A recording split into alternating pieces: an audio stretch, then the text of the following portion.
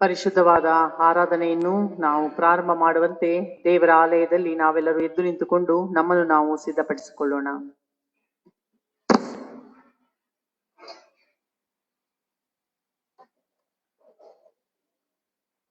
ಪುಟ 88 ಬುಧವಾದ ಆರಾಧನೆ ಕ್ರಮದ ಪುಸ್ತಕ, ಪುಟ 88 ಆರಾಧನೆಗೆ ಕರೆ, ಉತ್ತರ ಪ್ರತ್ಯುತ್ತರವಾಗಿ ನಾವು ಹೇಳೋಣ. ಪುಟ 88 ಆರಾಧನೆಗೆ ಕರೆ. ಪರಲೋಕವು ಉಲ್ಲಾಸಿಸಲಿ, ಭೂಮಿಯು ಹರ್ಷಗೊಳ್ಳಲಿ, ಸಮುದ್ರವು ಬೋರ್ಗೆರೆಯಲಿ ಮತ್ತು ಅದರಲ್ಲಿ ಇರುವುದೆಲ್ಲವೂ ಸಂತೋಷಿಸಲಿ. ಉತ್ತರ ಪ್ರತ್ಯುತ್ತರವಾಗಿ ನಾವು ಹೇಳೋಣ. 88 ಹೊಲ ಗದ್ದೆಗಳು ಅದರಲ್ಲಿರುವುದೆಲ್ಲವೂ ಸಂಭ್ರಮಿಸಲಿ. ಯಾಕಂದ್ರೆ ಲೋಕಕ್ಕೆ ನೀತಿಗನುಸಾರವಾಗಿಯೂ ಜನರಿಗೆ ತನ್ನ ಸತ್ಯಕ್ಕನುಸಾರವಾಗಿಯೂ ಆತನು ನ್ಯಾಯ ತೀರಿಸಲು ಬರುತ್ತಿಹನು. ನಾವೀಗ ಸಂಗೀತದಲ್ಲಿ 291ನೆಯ ಸಂಗೀತವನ್ನು ಹಾಡೋಣ. 291ನೆಯ ಸಂಗೀತ.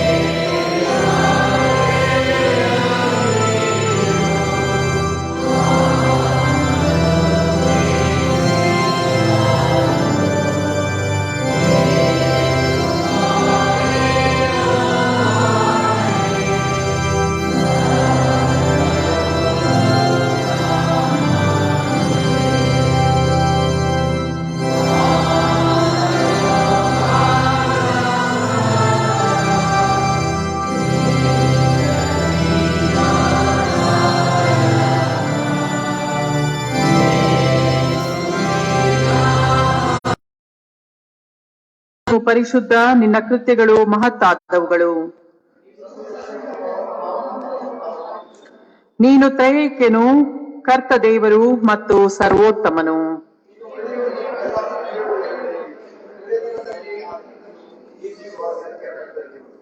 ನೀನು ಪ್ರೀತಿಯು, ಜ್ಞಾನವು, ದೀನತೆಯು, ಸಹಿಷ್ಣುವು, ವಿಶ್ರಾಂತಿಯು, ಶಾಂತಿಯು.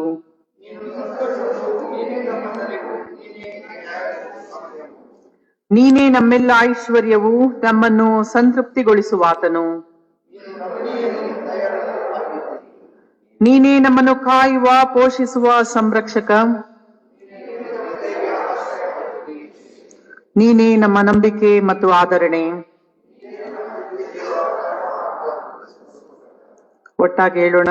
ಸರ್ವಶಕ್ತನಾದ ದೇವರೇ, ಕರುಣಾಮಯಿ ರಕ್ಷಕನೇ, ಘನಮಾನ, ಮಹಿಮೆಯು, ಜ್ಞಾನವು, ಸಕಲ ಗೌರವ, ಬಲ, ಅಧಿಕಾರ, ಆಧಿಕ್ಯತೆಗಳು, ನಮ್ಮ ಕೃತಜ್ಞತೆಗಳು ಸದಾಕಾಲ ನಿನಗೆ ಸ್ವಾಮಿ.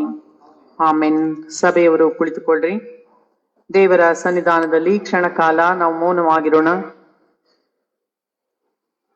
ನಮ್ಮನ್ನು ಪ್ರೀತಿಸಿದಂತ ನಮ್ಮ ದೇವರಿಗೂ ನಮ್ಮ ನೆರೆಹೊರೆಯವರಿಗೂ ನಾವು ಮಾಡಿದ ತಪ್ಪು ಅಪರಾಧಗಳನ್ನು ಈ ಸಮಯದಲ್ಲಿ ನಮ್ಮ ನೆನಪಿಗೆ ತಂದುಕೊಳ್ಳೋಣ.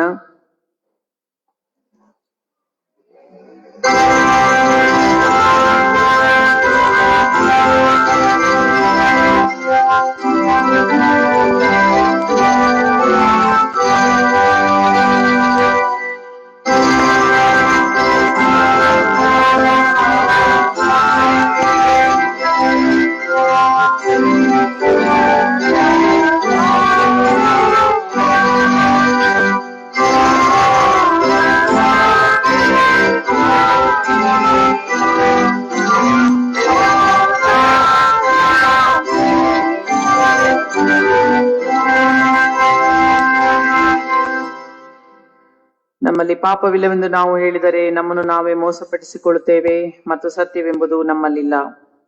ನಮ್ಮ ಪಾಪಗಳನ್ನು ಒಪ್ಪಿಕೊಂಡು ಅರಿಕೆ ಮಾಡಿದರೆ ಆತನು ನಂಬಿಗಸ್ತನೂ ನೀತಿವಂತನೂ ಆಗಿರುವುದರಿಂದ ನಮ್ಮ ಪಾಪಗಳನ್ನು ಕ್ಷಮಿಸಿಬಿಟ್ಟು ಸಕಲ ಅನೀತಿಯನ್ನು ಪರಿಹರಿಸಿ ನಮ್ಮನ್ನು ಶುದ್ಧಿ ಮಾಡುವನು. ಆದ್ದರಿಂದ ನಮ್ಮ ಪಾಪಗಳನ್ನು ಇಂತಹ ಕರುಣಾಳು ದೇವರ ಸಮ್ಮುಖದಲ್ಲಿ ವಿನಯದೊಡನೆ ನಾವು ಅರಿಕೆ ಮಾಡೋಣ. ಪುಟ 93ರ ಕೊನೆಯ ಭಾಗದಲ್ಲಿರುವಂತಹ ಪಾಪದರಿಕೆಯ ಪ್ರಾರ್ಥನೆಯನ್ನ ನಾವು ಮಾಡೋಣ. ಪ್ರತಿ ಪ್ರಾರ್ಥನೆಯ ನಂತರ ನಮ್ಮನ್ನು ಕ್ಷಮಿಸು ಓ ಕರ್ತ ಎಂಬುದಾಗಿ ಸಭೆಯು ಉತ್ತರಿಸಲಿ.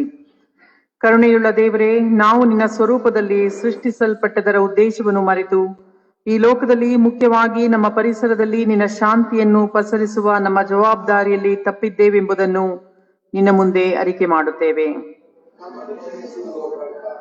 ಕೃಪೆಯುಳ್ಳ ದೇವರೇ, ನಾವು ನಮ್ಮ ಸಹ ಮಾನವರ ಮಧ್ಯೆ, ಮನೆಯಲ್ಲಿ, ಸಹೋದರ ಸಹೋದರಿಯರ ಮಧ್ಯೆ, ಕುಟುಂಬದಲ್ಲಿ, ಸಭೆಯಲ್ಲಿ ಮತ್ತು ಸಮಾಜದಲ್ಲಿ ಶಾಂತಿಗಾಗಿ ಶ್ರಮಿಸುವ ಬದಲು ಅಶಾಂತಿಯನ್ನು ಉಂಟು ಮಾಡಿದ್ದೇವೆಂಬುದನ್ನು ನಿನ್ನ ಮುಂದೆ ಅರಿಕೆ ಮಾಡುತ್ತೇವೆ. ರಕ್ಷಕನಾದ ದೇವರೇ, ನಾವು ಅನೇಕಾವರ್ತಿ ಐಕ್ಯತೆಯಿಂದ ಒಟ್ಟಾಗಿ ಬಾಳಲಿಲ್ಲ ಎಂದು ಅರಿಕೆ ಮಾಡುತ್ತೇವೆ. ನಾವು ಜನಾಂಗ, ಲಿಂಗ, ಬಣ್ಣ, ನಂಬಿಕೆ ಮತ್ತು ಜಾತಿಯ ನೆಪದಲ್ಲಿ ನಮ್ಮನ್ನು ಇತರರಿಂದ ದೂರವಿರಿಸಿಕೊಂಡಿದ್ದೇವೆ. ನೀನು ನ್ಯಾಯದ ಮತ್ತು ಸಮಾನತೆಯ ಸಮಾಜವನ್ನು ಕಟ್ಟಲು ಬಂದಿದ್ದಿ ಎಂಬುದನ್ನು ಮರೆತು ಶಾಂತಿ, ಪ್ರೀತಿ ಮತ್ತು ನ್ಯಾಯವನ್ನು ಹಾಳುಗೆಡವಿದ್ದೇವೆ.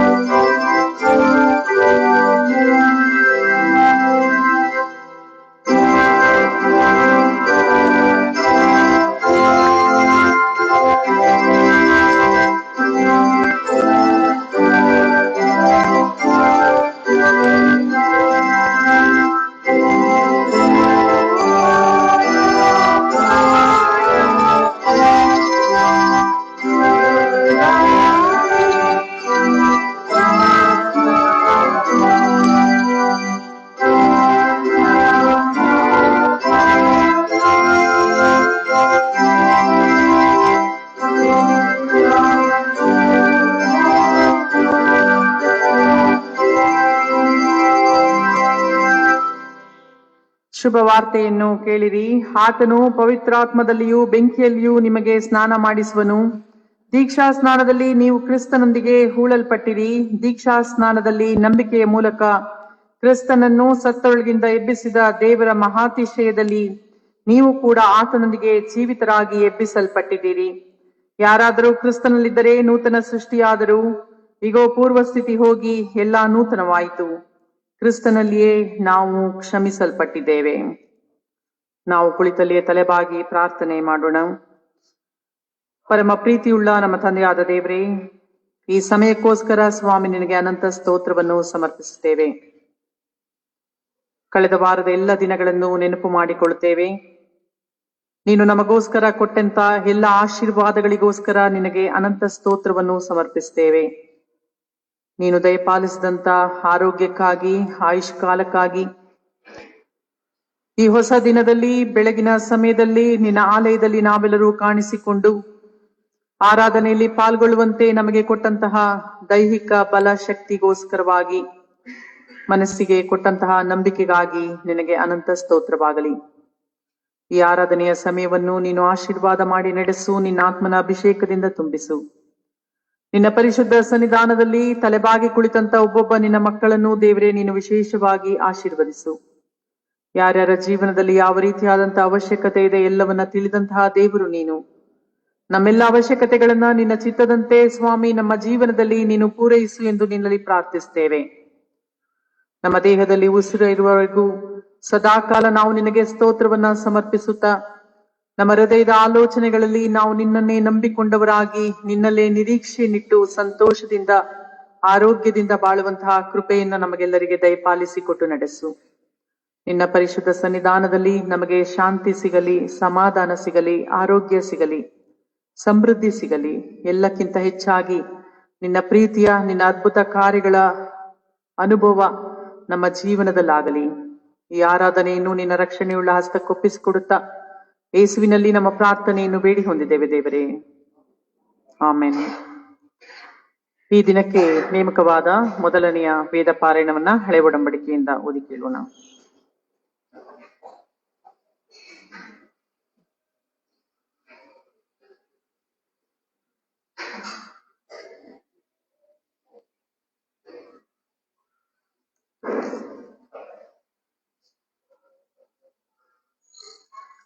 ಇಂದಿನ ಭಾನುವಾರದ ಆರಾಧನೆಗೆ ನೇಮಕವಾಗಿರುವಂತ ಸತ್ಯವೇದ ಭಾಗವು ಹಳೆ ಒಡಂಬಡಿಕೆಯ ಮೋಶೆಯ ಧರ್ಮಶಾಸ್ತ್ರದಲ್ಲಿ ಧರ್ಮೋಪದೇಶ ಕಾಂಡ ಎಂಬ ಪಂಚಮ ಭಾಗ, ಧರ್ಮೋಪದೇಶ ಕಾಂಡ 26ನೇ ಅಧ್ಯಾಯ 4ರಿಂದ 11 ವಚನಗಳು. Deuteronomy chapter 26 versus from 4 to 11.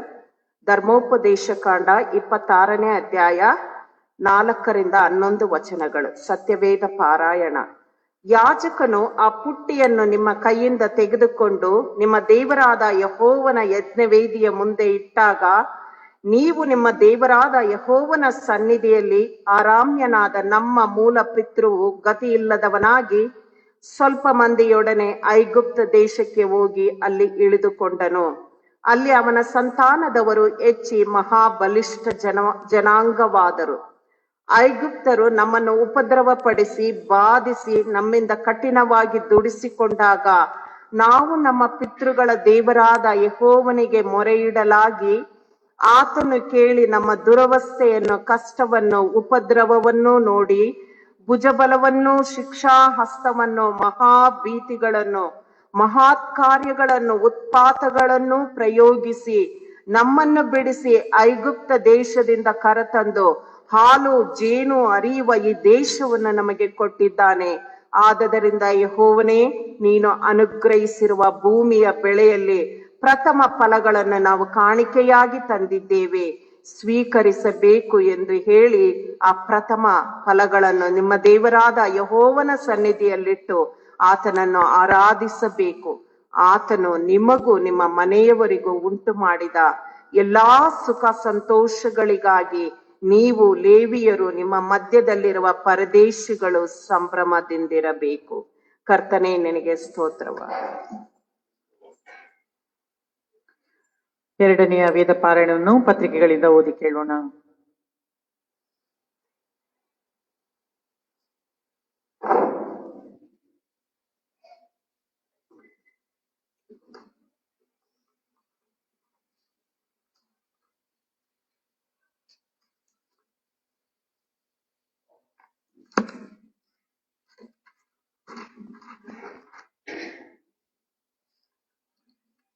ಈ ದಿನದ ಆರಾಧನೆಗಾಗಿ ಪತ್ರಿಕಾ ಭಾಗದ ವೇದ ಪಾರಾಯಣಕ್ಕಾಗಿ ಆರಿಸಿಕೊಂಡ ಭಾಗವು ಅಪೊಸ್ತಲರ ಕೃತ್ಯಗಳು 10ನೇ ಅಧ್ಯಾಯ ವಚನಗಳು 9ರಿಂದ 16ರವರೆಗೆ.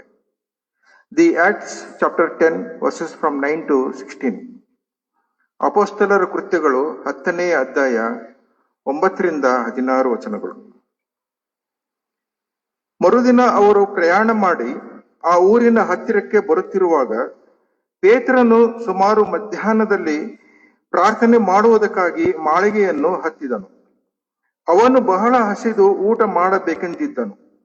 ಊಟಕ್ಕೆ ಸಿದ್ಧವಾಗುತ್ತಿರುವಷ್ಟರಲ್ಲಿ ಅವನು ಧ್ಯಾನ ಪರವಶನಾಗಿ ಆಕಾಶವು ತೆರೆದಿರುವುದನ್ನು, 4 ಮೂಲೆಗಳನ್ನು ಹಿಡಿದಿದ್ದ ದೊಡ್ಡ ಜೋಳಿಗೆಯಂತಿರುವ ಏನೋ ಒಂದು ವಸ್ತುವು ಭೂಮಿಯ ಮೇಲೆ ಇಳಿಯುವುದನ್ನು ಕಂಡನು.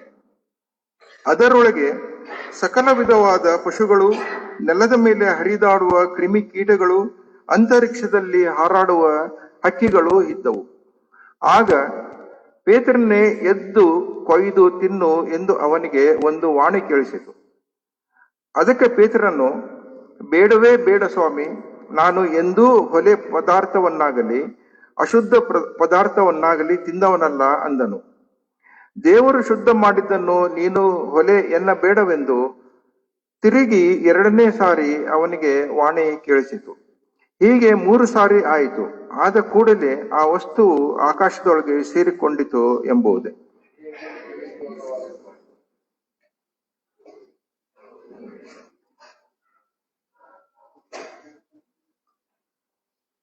ನಾವೀಗ ಸಂಗೀತದಲ್ಲಿ 299ನೆಯ ಸಂಗೀತವನ್ನು ಹಾಡೋಣ. 299ನೆಯ ಸಂಗೀತ, ನಾವೆಲ್ಲರೂ ಎದ್ದು ನಿಂತುಕೊಂಡು ಹಾಡೋಣ.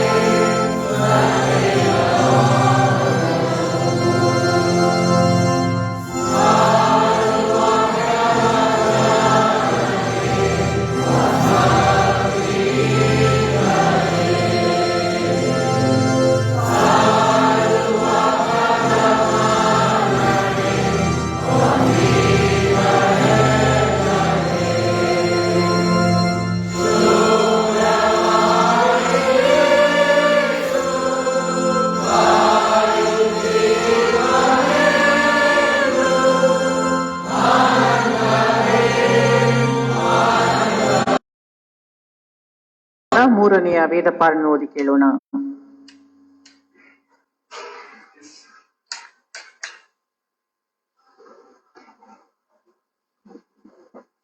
ಈ ದಿನದ ಆರಾಧನೆಗಾಗಿ ನೇಮಕವಾಗಿರುವ ಸುವಾರ್ಥ ವೇದ ಭಾಗವು ಮತ್ತಾಯನು ಬರೆದ ಸುವಾರ್ತೆ 13ನೇ ಅಧ್ಯಾಯ ವಚನಗಳು 33ರಿಂದ 35ರವರೆಗೆ.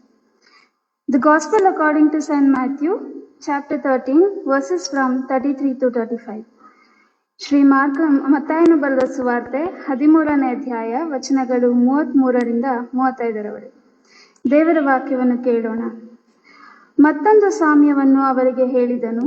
ಅದೇನೆಂದರೆ, ಪರಲೋಕ ರಾಜ್ಯವು ಹುಳಿ ಹಿಟ್ಟಿಗೆ ಹೋಲಿಕೆಯಾಗಿದೆ. ಅದನ್ನು ಒಬ್ಬ ಹೆಂಗಸು ತಕ್ಕೊಂಡು 3 ಸೇರು ಹಿಟ್ಟಿನಲ್ಲಿ ಕಲಸಿಡಲು ಆ ಹಿಟ್ಟೆಲ್ಲ ಹುಳಿಯಾಯಿತು. ಯೇಸು ಈ ಮಾತುಗಳನ್ನೆಲ್ಲ ಜನರ ಗುಂಪುಗಳಿಗೆ ಸಾಮ್ಯ ರೂಪವಾಗಿ ಹೇಳಿದನು. ಸಾಮ್ಯವಿಲ್ಲದೆ ಒಂದನ್ನೂ ಹೇಳಲಿಲ್ಲ. ಹೀಗೆ ನಾನು ಬಾಯಿ ತೆರೆದು ಸಾಮ್ಯ ರೂಪವಾಗಿ ಉಪದೇಶಿಸುವೆನು, ಲೋಕಾದಿಯಿಂದ ಮರೆಯಾಗಿದ್ದವುಗಳನ್ನು ಹೊರಪಡಿಸುವೆನು ಎಂದು ಒಬ್ಬ ಪ್ರವಾದಿಯ ಮುಖಾಂತರ ನುಡಿದ ಮಾತು ನೆರವೇರಿತು ಎಂಬುದೇ. ಕ್ರಿಸ್ತನೇ ನಿನಗೆ ಸ್ತೋತ್ರವಾಗಲಿ.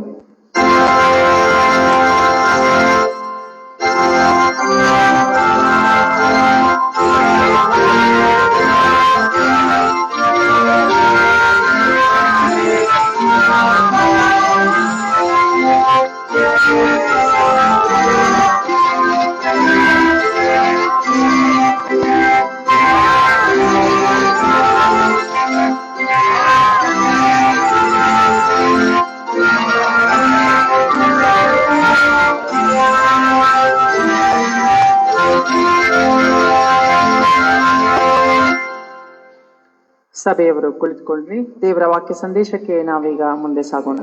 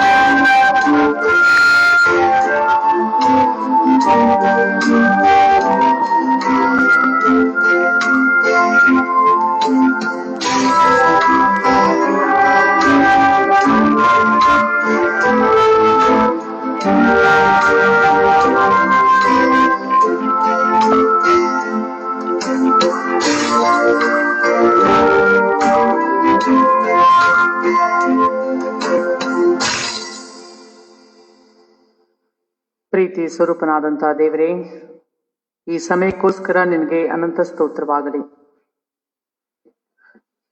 ಹೌದು ಸ್ವಾಮಿ, ನಮ್ಮ ಆಲೋಚನೆಗಳನ್ನು, ನಮ್ಮ ಹೃದಯದ ಧ್ಯಾನಗಳನ್ನು, ನಾವಾಡುವಂತಹ ಎಲ್ಲ ಮಾತುಗಳನ್ನು, ನಾವು ತೆಗೆದುಕೊಳ್ಳುವಂತಹ ನಿರ್ಧಾರಗಳನ್ನು ನಮ್ಮ ಜೀವಿತ ಕಾಲದಲ್ಲಿ ಸ್ವಾಮಿ ನಮ್ಮನ್ನು ನೀನು ಪುನರ್ರಚಿಸು, ನಮ್ಮನ್ನು ನೀನು ತಿರುಗಿ ರೂಪಿಸು. ನಾವು ನಮ್ಮನ್ನೇ ಪ್ರಶ್ನಿಸಿಕೊಂಡವರಾಗಿ, ನಮ್ಮಲ್ಲಿ ನಾವು ಬದಲಾವಣೆಯನ್ನು ತಂದುಕೊಂಡವರಾಗಿ, ಸಮಾಜಕ್ಕೂ ಸಭೆಗೂ ಒಳ್ಳೆಯ ಬದಲಾವಣೆಯ ಮಾದರಿಗಳಾಗಿ ಜೀವಿಸುವಂತಹ ಕೃಪೆಯನ್ನ ಕೊಟ್ಟು ನಡೆಸು. ಈ ಸಮಯ ನಿನ್ನದಾಗಿರಲಿ.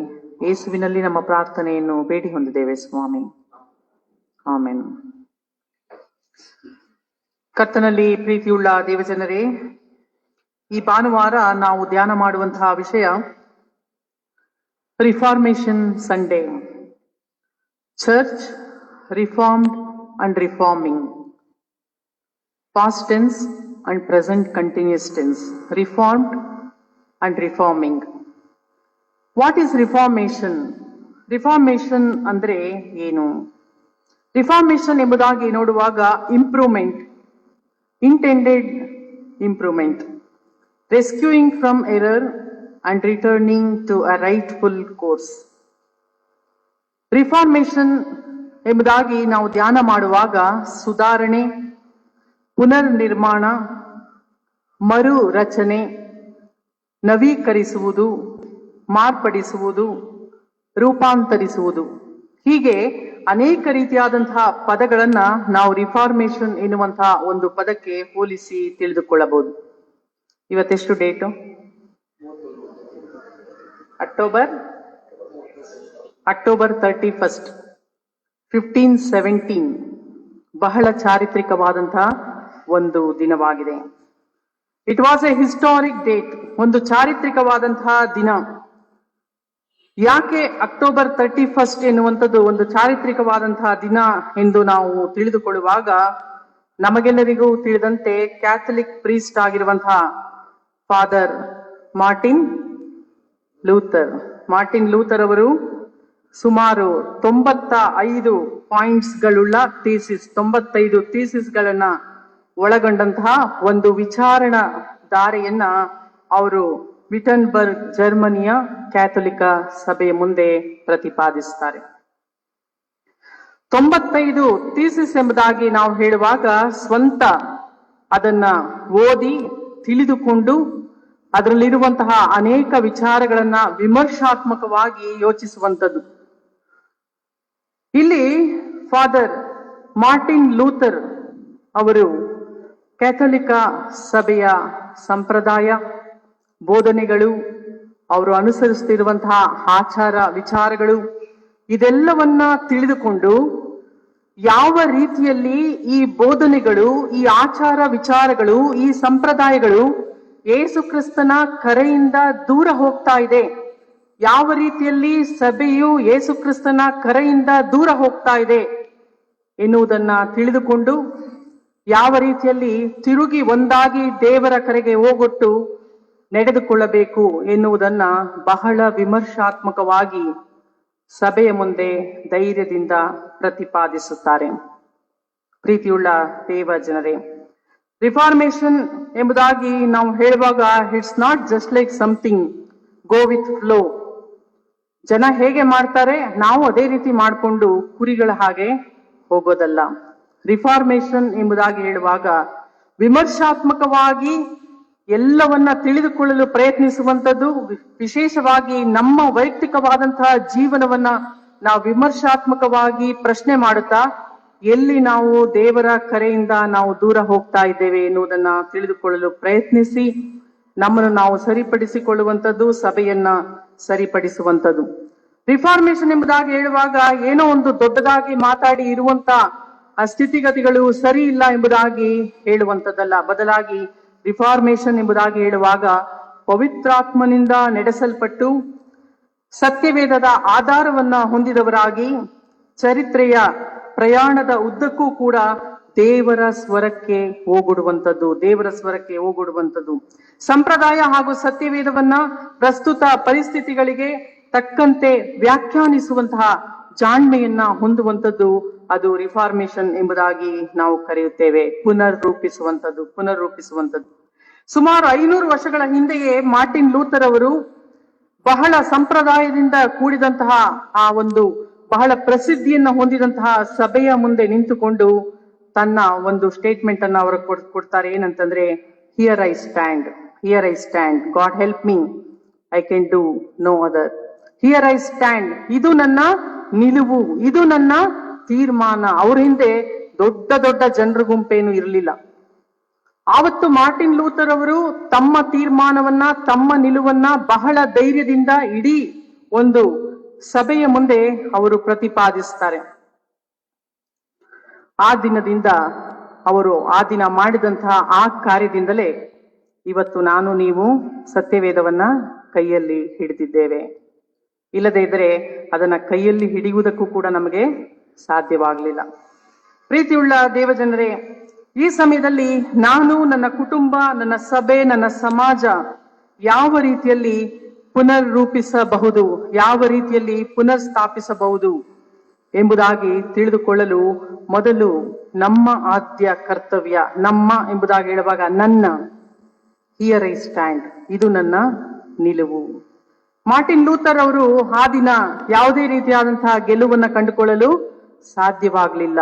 ಇದು ನನ್ನ ನಿಲುವು ಎಂಬುದಾಗಿ ಅವರು 95 ಪ್ರಬಂಧಗಳನ್ನ ಅವರು ಪ್ರತಿಪಾದಿಸುವಂತಹ ಸಮಯದಲ್ಲಿ ಅವರನ್ನ ಜನರು ಒಬ್ಬ ಹುಚ್ಚ ಎಂಬುದಾಗಿ ತೀರ್ಮಾನಿಸಿದರು. ಅವರನ್ನ ಕೊಲ್ಲಬೇಕು ಎನ್ನುವಂತಹ ಒಂದು ಶಿಕ್ಷೆಯನ್ನ, ಅವ್ರ ಕಂಡಲ್ಲಿ ಯಾರು ಬೇಕಾದರೂ ಕೊಲ್ಲಬಹುದು ಎನ್ನುವಂತಹ ಒಂದು ಶಿಕ್ಷೆಯನ್ನ ಅವರಿಗೆ ಕೊಟ್ಟಂತಹ ಒಂದು ಸಭೆಯಾಯಿತು. ಆದರೆ ಈ ದಿನದಲ್ಲಿ ಅದರ ಒಂದು ಪರಿಣಾಮ, ಅದರ ಒಂದು ರಿಸಲ್ಟ್ ಅನ್ನ ನಾವು ಅನುಭವ ಮಾಡ್ತಾ ಇದ್ದೇವೆ.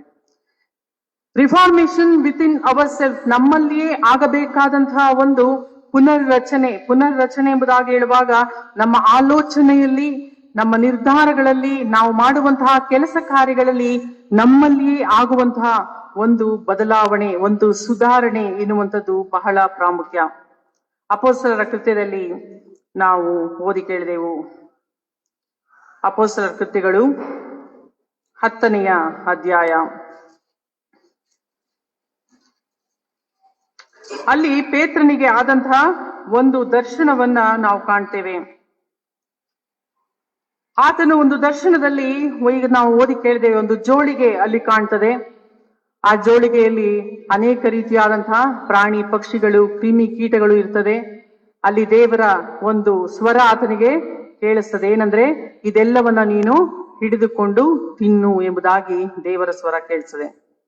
ಆಗ ಆತನು ಹೇಳುವಂತಹ ಮಾತು, ಪೇತ್ರನು ಹೇಳುವಂತಹ ಮಾತು, ಬೇಡವೇ ಬೇಡ ಸ್ವಾಮಿ, ನಾನು ಎಂದೂ ಹೊಲೆ ಪದಾರ್ಥವನ್ನಾಗಲಿ ಅಶುದ್ಧ ಪದಾರ್ಥವನ್ನಾಗಲಿ ತಿಂದವನಲ್ಲ ಅಂದನು. ದೇವರು ಶುದ್ಧ ಮಾಡಿದ್ದನ್ನು ನೀನು ಹೊಲೆ ಎನ್ನಬೇಡವೆಂದು ತಿರುಗಿ 2ನೇ ಸಾರಿ ಅವನಿಗೆ ವಾಣಿ ಕೇಳಿಸಿತು. ಇಲ್ಲಿ ಯಾಕೆ ಪೇತ್ರನು ಈ ರೀತಿಯಾಗಿ ಹೇಳಿರಬಹುದು? ಯಾಜಕ ಕಾಂಡ 11ನೇ ಅಧ್ಯಾಯ 3ನೇ ವಚನ ಯಾರಾದ್ರೂ ಓದಿ. ಯಾಜಕ ಕಾಂಡ 11ನೇ ಅಧ್ಯಾಯ 3ನೇ ವಚನ. ಯಾವ ಪ್ರಾಣಿಯ ಕಾಲ್ಗಳು ಸುಸಿಲಿದೆಯೋ ಅದು ಮೆಲುಕು ಹಾಕುವಂತದಾದರೆ ಅದರ ಮಾಂಸವನ್ನು ತಿನ್ನಬಹುದು. ನೆಕ್ಸ್ಟ್, ಆದರೆ ಯಾವ ಪ್ರಾಣಿಯು ಮೆಲುಕು ಹಾಕಿದರೂ ಗೊರಸು ಸೀಳಿರುವುದಿಲ್ಲವೋ ಮತ್ತು ಯಾವ ಪ್ರಾಣಿಯ ಗೊರಸು ಸೀಳಿದರೂ ಮೆಲುಕು ಹಾಕುವುದಿಲ್ಲವೋ ಅವುಗಳ ಮಾಂಸವನ್ನು ನೀವು ತಿನ್ನಬಾರದು. ಧರ್ಮಶಾಸ್ತ್ರದಲ್ಲಿ ಹೇಳಿದೆ ಯಾವುದನ್ನ ತಿನ್ನಬೇಕು, ಯಾವುದನ್ನ ತಿನ್ನಬಾರದು ಅಂತ ದೇವರು ಬಹಳ ಸ್ಪಷ್ಟವಾಗಿ ಅಲ್ಲಿ ಬರೆಯಲ್ಪಟ್ಟಿದೆ. ಆದರೆ ಇಲ್ಲಿ ಪೇತ್ರನು ಹೇಳುವಂತಹ ಮಾತು, ಹೊಲಸು ಪದಾರ್ಥವನ್ನ, ಅಶುದ್ಧ ಪದಾರ್ಥವನ್ನ ನಾನು ತಿನ್ನುವುದಿಲ್ಲ. ಯಾಕಂದ್ರೆ ಧರ್ಮಶಾಸ್ತ್ರದ ಆಧಾರದ ಮೇಲೆ ಪೇತ್ರನು ಹೇಳ್ತಾನೆ. ಆದ್ರೆ ದೇವರ ದರ್ಶನ ಅಲ್ಲಿ ಏನಾಗ್ತದೆ? ದೇವರೇನಂತ ಹೇಳ್ತಾನೆ? ದೇವರು ಶುದ್ಧ ಮಾಡಿದ್ದನ್ನು ನೀನು ಹೊಲೆ ಎನ್ನಬೇಡವೆಂದು ತಿರುಗಿ 2ನೇ ಸಾರಿ ಹೇಳ್ತು. ಇದೆಲ್ಲವನ್ನ ನೀನು ತಿನ್ನಬೇಕು. ಹಾಗಾದ್ರೆ ಧರ್ಮಶಾಸ್ತ್ರಕ್ಕೂ ದೇವರ ಒಂದು ಮಾತಿಗೂ ವಿರುದ್ಧವಾದಂತಹ ಒಂದು ವಿಚಾರವನ್ನ ನಾವಿಲ್ಲಿ ಅರ್ಥ ಮಾಡಿಕೊಳ್ತೇವಾ? ಇದನ್ನೇ ರಿಫಾರ್ಮೇಶನ್ ಎಂಬುದಾಗಿ ನಾವು ಕರಿತೇವೆ. ಧರ್ಮಶಾಸ್ತ್ರದಲ್ಲಿ ತಿನ್ನಬಾರದು ಎಂಬುದಾಗಿ ಬಹಳ ಸ್ಪಷ್ಟವಾಗಿದೆ. ಪೇತ್ರನು ಅದನ್ನೇ ಅನುಸರಿಸಿದ್ದಾನೆ. ಆದ್ರೆ ಇಲ್ಲಿ ದೇವರ ವಾಣಿ ಹೇಳುವಂಥದ್ದು, ನೀನು ಎಲ್ಲವನ್ನ ತಿನ್ನಬೇಕು. ದೇವರು ಶುದ್ಧ ಮಾಡಿದನ ನೀನು ಅಶುದ್ಧ ಎಂಬುದಾಗಿ ಹೇಳಬಾರದು ಎಂದು ದೇವರ ವಾಣಿ ಆಗ್ತದೆ. ಪ್ರೀತಿಯುಳ್ಳ ದೇವ ಜನರೇ, ಇದನ್ನ ನಾವು ರಿಫಾರ್ಮೇಶನ್ ಎಂಬುದಾಗಿ ನಾವು ಹೇಳ್ತೇವೆ. ಯಾಕೆ ಈ ರೀತಿಯಾದಂತಹ ವಾಣಿ ಪೇತ್ರನಿಗೆ ಆಯಿತು? ಇದರ ಹಿನ್ನೆಲೆ ಏನು ಎಂಬುದಾಗಿ ನಾವು ನೋಡುವಾಗ ಮುಂದಿನ ವಚನಗಳಲ್ಲಿ ನಾವು ನೋಡ್ತೇವೆ. ಬೇರೆ ಜನರ ಮಧ್ಯದಲ್ಲಿ ಹೋಗಿ ಸುವಾರ್ತೆಯನ್ನ ಸಾರುವಂತೆ ಈ ದರ್ಶನದ ಮೂಲಕವಾಗಿ ದೇವರು ಪೇತ್ರನನ್ನ ಸಿದ್ಧಪಡಿಸುತ್ತಾನೆ. ಯಾವ ಜನಾಂಗದವರು ನಮ್ಮವರು ಎಂಬುದಾಗಿ ನಾವು ತಿಳಿದುಕೊಂಡು ನಾವು ಅಲ್ಲಿಯೇ ಇರುತ್ತೇವೆ. ಆದ್ರೆ ಪೇತ್ರನು ತನ್ನ ಮನಸ್ಸಿನಲ್ಲಿ ಅನ್ಯ ಜನರ ಮಧ್ಯದಲ್ಲಿ ಸೇವೆಯನ್ನು ಮಾಡಬಾರದು, ಸುವಾರ್ತೆಯನ್ನು ಸಾರಬಾರದು ಎಂಬುದಾಗಿ ಆತನು ನೆನೆಸಿದನು. ಆದ್ರೆ ಈ ಒಂದು ದರ್ಶನದ ಮೂಲಕವಾಗಿ ಪೇತ್ರನು ಬೇರೆ ಜನರ ಮಧ್ಯದಲ್ಲಿ ಹೋಗಿ ಸುವಾರ್ತೆಯನ್ನು ಸಾರುವಂತೆ ಅಲ್ಲಿ ದೇವರು ಆತನನ್ನು ಕರೆಯುತ್ತಾನೆ. ಪ್ರೀತಿಯುಳ್ಳ ದೇವ ಜನರೇ, ಇಂದು ನನ್ನಲ್ಲಿ ಆಗಬೇಕಾದಂತಹ ಬದಲಾವಣೆ, ಹಿಯರ್ ಐ ಸ್ಟ್ಯಾಂಡ್, ದೇವರು ಹೇಳ್ತಾನೆ, ನೀನು ಇಲ್ಲಿಯೇ ನಿಲ್ಲಬೇಕು, ನೀನು ಈ ರೀತಿಯಾದಂತಹ ಒಂದು ಕೆಲಸವನ್ನೇ ನೀನು ಮಾಡಬೇಕೆಂಬುದಾಗಿ ದೇವರು ಹೇಳ್ತಾನೆ. ಮಾರ್ಟಿನ್ ಲೂಥರ್ ಅವರಿಗೆ ದೇವರು ಹೇಳಿದಂತಹ ಮಾತು, ಹಿಯರ್ ಐ ಸ್ಟ್ಯಾಂಡ್, ನೀನು ನಿನ್ನ ನಿಲುವನ್ನ, ನಿನ್ನ ನಿರ್ಧಾರವನ್ನ ನೀನು ಹೇಳಬೇಕು ಎಂಬುದಾಗಿ. ಇನ್ನು ಎರಡನೇದಾಗಿ ರಿಫಾರ್ಮೇಶನ್ ಇನ್ ಕಮ್ಯುನಿಟಿ, ಧರ್ಮೋಪದೇಶ ಕಾಂಡ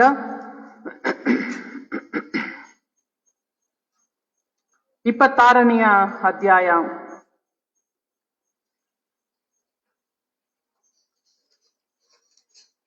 ಧರ್ಮೋಪದೇಶ ಕಾಂಡ 26ನೇ ಅಧ್ಯಾಯ. ಯಾವ ರೀತಿಯಲ್ಲಿ ದೇವರು ಒಂದು ಸಮುದಾಯದಲ್ಲಿ ಆತನು ಒಂದು ಬದಲಾವಣೆಯನ್ನ, ಒಂದು ಸುಧಾರಣೆಯನ್ನ ತರುತ್ತಾನೆ. ರಿಫಾರ್ಮೇಶನ್ ಇನ್ ಕಮ್ಯುನಿಟಿ, ದೇವರು ಸಮುದಾಯವನ್ನ ಪುನರ್ ರೂಪಿಸುತ್ತಾನೆ. ಅಲ್ಲಿ ಹೇಳುವಂತಹ ಮಾತು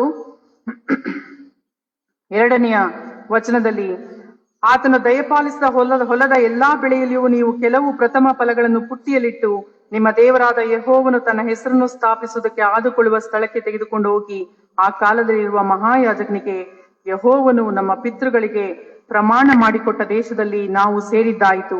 ನೀನು ಸೇವಿಸುವ ದೇವರಾದ ಯೆಹೋವನ ಸನ್ನಿಧಿಯಲ್ಲಿ ಈಗ ಒಪ್ಪಿಕೊಂಡಿದ್ದೇವೆ ಎಂದು ಹೇಳಬೇಕು. ಯಾಜಕನು ಆ ಪುಟ್ಟಿಯನ್ನು ನಿಮ್ಮ ಕೈಯಿಂದ ತೆಗೆದುಕೊಂಡು ನಿಮ್ಮ ದೇವರಾದ ಯೆಹೋವನು ಯಜ್ಞವೇದಿಯಿಂದ ಮುಂದೆ ಇಟ್ಟಾಗ ನೀವು ನಿಮ್ಮ ದೇವರಾದ ಯೆಹೋವನ ಸನ್ನಿಧಾನದಲ್ಲಿ ಹೀಗೆ ಹೇಳಬೇಕು, ನಮ್ಮ ಮೂಲ ಪಿತೃವು ಗತಿ ಇಲ್ಲದವನಾಗಿ ಸ್ವಲ್ಪ ಮಂದಿಯೊಡನೆ ಐಗುಪ್ತ ದೇಶಕ್ಕೆ ಹೋಗಿ ಅಲ್ಲಿ ಇಳಿದುಕೊಂಡನು.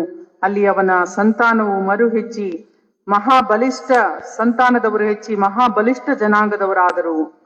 ಪ್ರೀತಿಯುಳ್ಳ ದೇವಜನರೇ, ಸಮುದಾಯವನ್ನ ದೇವರು ಸುಧಾರಿಸುತ್ತಾನೆ, ದೇವರು ಪುನರ್ ರೂಪಿಸುತ್ತಾನೆ. ಈ ಸಮುದಾಯದ ಹಿನ್ನೆಲೆಯನ್ನ ನಾವು ನೋಡುವಾಗ, ಅಬ್ರಹಾಮನು ಮಕ್ಕಳಿಲ್ಲದೆ ಇರುವಂತಹ ಒಂದು ಕುಟುಂಬ.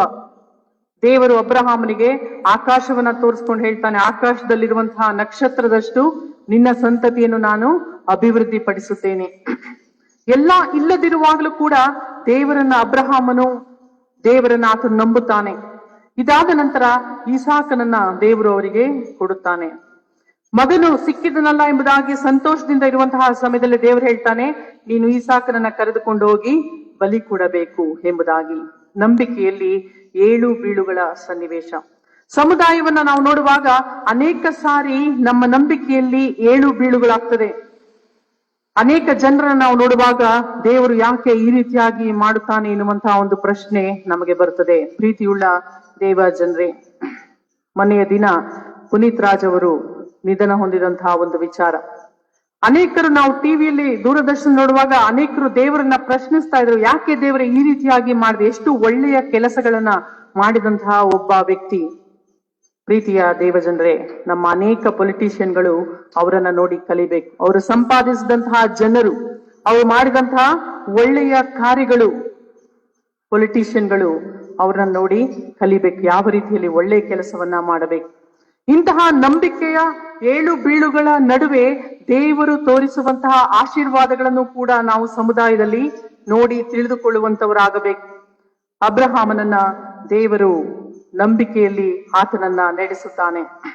ಇದಾದ ನಂತರ ನಾವು ನೋಡ್ತೇವೆ, ಮೋಶೆ ಇಡೀ ಸಮುದಾಯವನ್ನ ಕಾನಾನ್ ದೇಶಕ್ಕೆ ಸೇರಿಸಬೇಕು ಎನ್ನುವಂತಹ ಕರೆ ಅದು ಮೋಶೆಗೆ ಆಗ್ತದೆ. Very challenging. ಫರೋಹ ಬಲಿಷ್ಠನಾದಂತಹ ಒಬ್ಬ ಅರಸ, ಐಗುಪ್ತರ ಸೈನ್ಯ ಹಿಂದೆ ಬರ್ತಾ ಇದೆ, ಮುಂದೆ ಕೆಂಪು ಸಮುದ್ರ ಇದೆ. ನಂಬಿಕೆಯಲ್ಲಿ ಏಳು ಬೀಳು ಆಗ್ತಾ ಇದೆ. ದೇವರೇ, ಯಾಕೆ ಇಂತಹ ಪರಿಸ್ಥಿತಿಗೆ ನನ್ನನ್ನು ನೀನು ನಡೆಸಿದೆ? ಒಬ್ಬ ನಾಯಕನನ್ನಾಗಿ ಇಡೀ ಜನಾಂಗವನ್ನ ನಾನು ಕರೆದುಕೊಂಡು ಬಂದಾಗ ಹಿಂತಿರುಗಿ ನೋಡಿದಾಗ ಬಹಳ ಬಲಿಷ್ಠವಾದಂತಹ ಐಗುಪ್ತ ಸೈನ್ಯ ಇದೆ, ಮುಂದೆ ನೋಡುವಾಗ ಕೆಂಪು ಸಮುದ್ರ ಇದೆ. ನಮ್ಮ ಜೀವನದಲ್ಲಿ, ನನ್ನ ಜೀವನದಲ್ಲಿ ನಾವು ನೋಡುವಾಗ ಇದೇ ರೀತಿಯಾದಂತಹ ಪರಿಸ್ಥಿತಿಯಲ್ಲಿ ನಾವು ಮುಂದೆ ಹೋಗ್ತೇವೆ. ಎಲ್ಲೂ ದಾರಿ ಕಾಣದೇ ಇರುವಂತಹ ಪರಿಸ್ಥಿತಿ. ಯಾಕೆ ದೇವರು ಈ ರೀತಿಯಾಗಿ ಮಾಡಿದ್ದಾನೆ ಎಂದು ಪ್ರಶ್ನೆ ಹಾಕಿಕೊಳ್ಳುವಂತಹ ಪರಿಸ್ಥಿತಿ. ಮುಂದಿನ ಪ್ರಯಾಣದಲ್ಲಿ ನಾವು ನೋಡ್ತೇವೆ, ಯಾವುದೇ ಅರಸರಿಲ್ಲ ಇಸ್ರಾಯೇಲರ ಜೊತೆಯಲ್ಲಿ, ಯಾವುದೇ ಪರಿಣಿತಿ ಹೊಂದಿದಂತಹ ಸೈನಿಕರಿಲ್ಲ. ಮರಳುಗಾಡು, ಅಲ್ಲಿ ಊಟ ಮಾಡುವುದಕ್ಕೆ ಆಹಾರ ಇಲ್ಲ, ಕುಡಿಯುವುದಕ್ಕೆ ನೀರು ಇಲ್ಲ. ಬಲಿಷ್ಠ ಜನಾಂಗದವರು ಯುದ್ಧಕ್ಕೆ ಬರುತ್ತಾ ಇದ್ದಾರೆ. ಆದರೆ ದೇವರ ಸಹಾಯದಿಂದ ಎಲ್ಲವನ್ನ ಇವರು ಗೆಲ್ಲುತ್ತಾರೆ, ಇವರು ಮುಂದೆ ಸಾಗುತ್ತಾರೆ. ದೇವರು ಸಮುದಾಯವನ್ನ ಪುನರ್ ಸ್ಥಾಪಿಸ್ತಾನೆ. ಅದಕ್ಕೆ ಧರ್ಮೋಪದೇಶ ಕಾಂಡ 26ನೇ ಅಧ್ಯಾಯದಲ್ಲಿ ನಾವು ನೋಡ್ತೇವೆ ಯಾವ ರೀತಿಯಲ್ಲಿ ಪ್ರತಿಯೊಬ್ಬೊಬ್ಬರೂ ಕೂಡ ದೇವರಿಗೆ ಕೃತಜ್ಞತೆಯನ್ನ ಸಮರ್ಪಿಸಬೇಕು. ನಮ್ಮ ಹಿಂದಿನ ದಿನಗಳನ್ನ ನಾವು ನೆನಪು ಮಾಡಿಕೊಳ್ಳಬೇಕು. ನಮ್ಮ ಮೂಲ ಪಿತೃವು ಗತಿ ಇಲ್ಲದವನಾಗಿ ಸ್ವಲ್ಪ ಮಂದಿಯೊಡನೆ ಐಗುಪ್ತ ದೇಶಕ್ಕೆ ಹೋಗಿ ಅಲ್ಲಿ ಇಳಿದುಕೊಂಡನು. ಅಲ್ಲಿ ಅವನ ಸಂತಾನದವರು ಹೆಚ್ಚಿ ಮಹಾಬಲಿಷ್ಠ ಜನಾಂಗದವರಾದರು. ಐಗುಪ್ತರು ನಮ್ಮನ್ನು ಉಪದ್ರವಪಡಿಸಿ ಬಾಧಿಸಿ ನಮ್ಮಿಂದ ಕಠಿಣವಾಗಿ ದುಡಿಸಿಕೊಂಡಾಗ ನಾವು ನಮ್ಮ ಪಿತೃಗಳ ದೇವರಾದ ಯೆಹೋವನಿಗೆ ಮೊರೆಯಿಡಲಾಗಿ ಆತನು ಕೇಳಿ ನಮ್ಮ ದುರವಸ್ಥೆಯನ್ನು, ಕಷ್ಟವನ್ನು, ಉಪದ್ರವವನ್ನು ನೋಡಿ ಕಾನಾನ್ ದೇಶವನ್ನ ನಮಗಾಗಿ ಕೊಟ್ಟನು. ಪ್ರೀತಿಯುಳ್ಳ ದೇವಜನರೇ, ಇಂದು ನಮ್ಮಲ್ಲಿ ನಮ್ಮ ಜೀವನದ ವೈಯಕ್ತಿಕವಾದಂತಹ ಜೀವನ, ನಮ್ಮ ಕುಟುಂಬ, ನಮ್ಮ ಉದ್ಯೋಗ, ದೇವರು ಕೊಟ್ಟಂತಹ ನಮ್ಮ ಜ್ಞಾನ, ಅಧಿಕಾರ ಎಲ್ಲವನ್ನ ನಾವು ಹಿಂದಿರುಗಿ ನೋಡುವಾಗ ದೇವರು ನನ್ನಲ್ಲಿ, ನಮ್ಮ ಸಮುದಾಯದಲ್ಲಿ ದೇವರು ಸುಧಾರಣೆಯನ್ನ ತಂದಿದ್ದಾನೆ. ದೇವರು ನಮ್ಮನ್ನ ಪುನರ್ ಸ್ಥಾಪಿಸಿದ್ದಾನೆ. ಯಾವ ರೀತಿಯಲ್ಲಿ ಇಸ್ರಾಯೇಲರು ಹಿಂದೆ ತಿರುಗಿ ನೋಡುತ್ತಾರೆ, ಅನುಭವಿಸಿದಂತಹ ಎಲ್ಲ ಕಷ್ಟಗಳು ಈ ದಿನ ಆಲಯದಲ್ಲಿ ನಾವು ಕುಳಿತುಕೊಂಡಾಗ ನಮ್ಮ ಹಿಂದಿನ ದಿನಗಳನ್ನ ನಾವು ನೆನಪು ಮಾಡಿಕೊಳ್ಳುವಾಗ ನಾವು ಅನುಭವ ಮಾಡಿದಂತಹ ಎಲ್ಲಾ ರೀತಿಯಾದಂತಹ ಕಷ್ಟಗಳು, ಕೊರತೆಗಳು, ಕಣ್ಣೀರು, ನಿರಾಸೆಗಳು, ಅನಾರೋಗ್ಯಗಳು, ಆದ್ರೆ ಎಲ್ಲದರ ಮಧ್ಯದಲ್ಲಿ ದೇವರು ನಮ್ಮನ್ನ ನಡೆಸಿದ್ದಾನೆ. ಇಂತಹ ನಡೆಸಿದಂತಹ ದೇವರಿಗೆ ನಾವು ಪ್ರತ್ಯುತ್ತರವಾಗಿ ಹೇಳುವಂಥದ್ದು, ಹಿಯರ್ ಐ ಸ್ಟ್ಯಾಂಡ್. ಇಲ್ಲಿ ಇದು ನನ್ನ ನಿಲುವು. ಕುಟುಂಬವೇ ಆಗಿರಬಹುದು, ವೈಯಕ್ತಿಕವಾದಂತಹ ಜೀವನ ಆಗಿರಬಹುದು, ಸಭೆ ಆಗಿರಬಹುದು, ಉದ್ಯೋಗದ ಸ್ಥಳವೇ ಆಗಿರಬಹುದು. ಒಂದು ಅನ್ಯಾಯ ನಡೆದಾಗ ಅಲ್ಲಿ ಧ್ವನಿ ಎತ್ತುವಂತಹ ಒಂದು ಧೈರ್ಯ ದೇವರು ನಮಗೆ ಕೊಟ್ಟಿರುವಂತದ್ದು ಹೇಡಿತನದ ಆತ್ಮವಲ್ಲ, ಬಲ ತ್ರಾಣ ಉಳ್ಳಂತಹ ಶಕ್ತಿಯುತವಾದಂತಹ ಒಂದು ಆತ್ಮವನ್ನ ದೇವರು ದಯಪಾಲಿಸಿದ್ದಾನೆ. ಕ್ರೈಸ್ತ ಧರ್ಮ ಎಂಬುದಾಗಿ ಹೇಳುವಾಗ ಕೇವಲ ಕೈಗಳನ್ನು ಎತ್ತಿ ಹಲ್ಲೆಲೂಯ ಪ್ರೈಸ್ ದ ಲಾರ್ಡ್ ಎಂಬುದಾಗಿ ಹೇಳುವಂತದ್ದಲ್ಲ. ಬೇರೆ ಧರ್ಮದವರನ್ನ ಡಿಸ್ಟರ್ಬ್ ಮಾಡಿ ನಮ್ಮ ಧರ್ಮಕ್ಕೆ ಸೇರಿಕೊಳ್ಳ್ರಿ ಎಂಬುದಾಗಿ ಹೇಳುವಂಥದ್ದು ಕ್ರೈಸ್ತ ಧರ್ಮ ಅಲ್ಲ. ಬದಲಾಗಿ here I stand. Martin Luther ಅವರಿಂದ ಈ ದಿನ ನಾವು ರಿಫಾರ್ಮೇಶನ್ ಸಂಡೇ ಅನ್ನ ಆಚರಿಸ್ತಾ ಇದ್ದೇವೆ. ಈ ದಿನ ಸತ್ಯವೇದವನ್ನ ನಾವು ಕೈಯಲ್ಲಿ ಹಿಡಿದಿದ್ದೇವೆ. ಇಂದು ನಮ್ಮ ನಿಲುವು ಏನಾಗಿದೆ? ಇದಕ್ಕೋಸ್ಕರ ಸಭೆಯ ಮುಂದೆ ಮಾರ್ಟಿನ್ ಲೂಥರ್ ನಿಂತ ಹಾಗೆ ನಾವು ನಿಂತ್ಕೊಳ್ಬೇಕು ಎಂಬುದಾಗಿ ಇಲ್ಲ. ನಮ್ಮ ಜೀವನದಲ್ಲಿ ನಾವು ಪಡುವಂತಹ ಒಂದು ಚಿಕ್ಕ ಚಿಕ್ಕ ಪ್ರಯತ್ನಗಳು, ಮತ್ತಾಯನ ಸುವಾರ್ತೆಯಲ್ಲಿ ನಾವು ಓದಿ ಕೇಳಿದ್ದೇವೆ.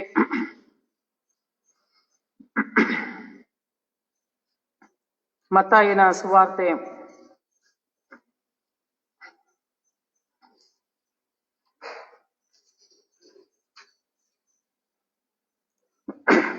ಯಾವ ರೀತಿ ಪರಲೋಕ ರಾಜ್ಯವು ಅಲ್ಲಿ ಯಾರಿಗೆ ಹೋಲಿಸಲಾಗಿದೆ. ಹುಳಿ ಹಿಟ್ಟು ಸ್ವಲ್ಪವೇ ಕಲಿಸಿಟ್ಟಾಗ ಅದೇನಾಗ್ತದೆ? ಕಣಕವೆಲ್ಲ ಹುಳಿಯಾಗ್ತದೆ. ಮಾಡುವಂತಹ ಪ್ರಯತ್ನ ಅಲ್ಲಿ ಬಹಳ ಚಿಕ್ಕದು, ಆದರೆ ದೇವರು ಕೊಡುವಂತಹ ಆಶೀರ್ವಾದ ಅಲ್ಲಿ ಬಹಳ ದೊಡ್ಡದಾಗಿರುತ್ತದೆ.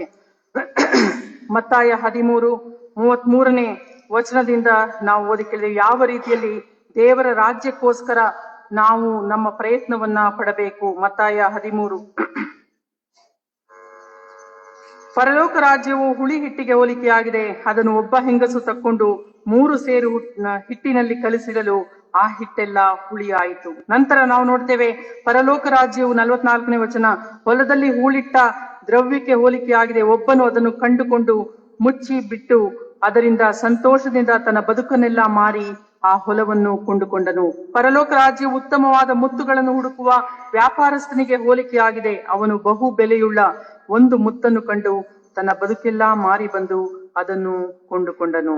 ಪ್ರೀತಿಯುಳ್ಳ ದೇವಜನರೇ, ಇಂದು ನಾವು ಪಡುವಂತಹ ಒಂದು ಚಿಕ್ಕ ಚಿಕ್ಕ ಪ್ರಯತ್ನಗಳು, ನಾವು ಆಡುವಂತಹ ಚಿಕ್ಕ ಚಿಕ್ಕ ಮಾತುಗಳು, ನಮ್ಮ ಜೀವನದಲ್ಲಿ ನಾವು ತೆಗೆದುಕೊಳ್ಳುವಂತಹ ಬಹಳ ಚಿಕ್ಕದಾದಂತಹ ನಿರ್ಧಾರಗಳು, ಇವೆಲ್ಲವೂ ಕೂಡ ಅದು ಪರಲೋಕ ರಾಜ್ಯಕ್ಕೆ ನಮ್ಮನ್ನ ನಡೆಸುತ್ತದೆ.